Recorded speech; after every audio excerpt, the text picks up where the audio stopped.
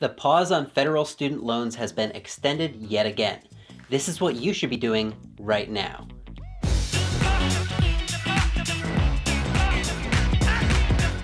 So that final extension wasn't so final after all. Hello and welcome to Practical Personal Finance, where you get the information you need to understand and succeed with money. While you were busy celebrating and spending time with family over the holidays, President Joe Biden was busy extending the moratorium on federal student loan debt repayment and interest yet again, this time until May 1st, 2022. It's the fifth time this program is being extended and the third time that the Biden administration is extending it.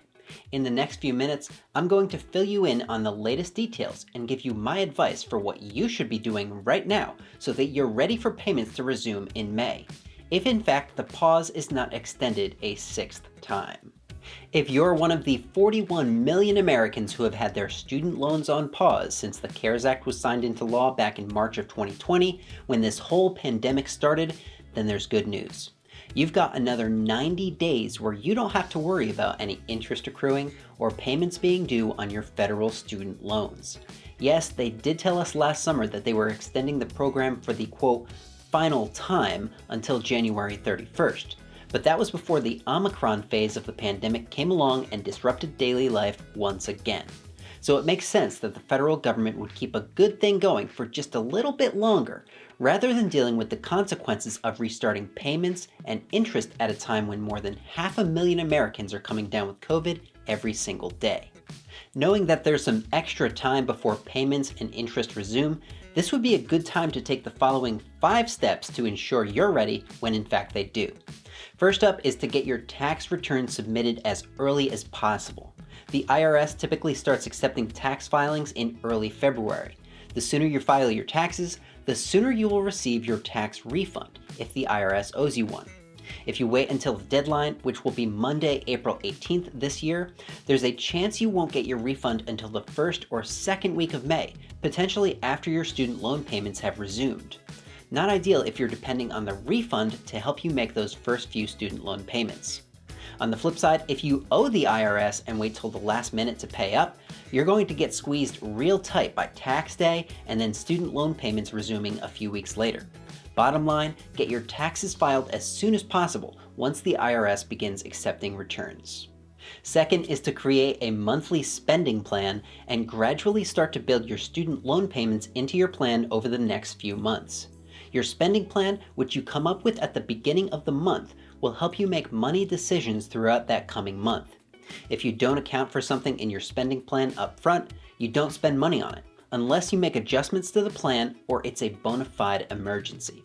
I've made several great videos on how to create your very own spending plan, and I'll leave a link to one of my favorites down below. Third is to get your contact information updated with your student loan servicer. Student loans have been on pause for almost 2 years now. There's a good chance you've moved, you got a new email address, or maybe you changed your phone number. Whatever the case, take 10 minutes to log into your student loan servicer's website and make sure your contact information is up to date. That way, you won't miss out on any important communications or reminders about due dates when payments finally resume. Fourth is to reevaluate your student loan repayment plan. Just like your living situation might have changed over the past 2 years, your employment and income situations might have changed as well.